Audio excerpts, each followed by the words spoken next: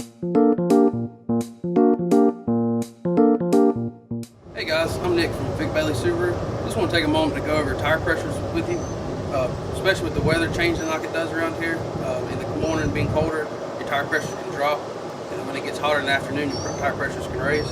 The reason why you want to make sure your tire pressures are set correctly is because it affects your gas mileage, your driving handling, and your tire wear. You see this tire is wore out, it's all smooth. This tire is brand new tread. If you have your tires set too low, they can wear unevenly, and if you have your tire pressure set too high, they actually can cause you to have an accident because your handling is different. If you have any tire needs, we can service you here at Vic Bailey Subaru, 400 East Daniel Morgan Avenue in Spartanburg. We usually can get new tires within 2 days. We also check your tire pressures when you come in for service.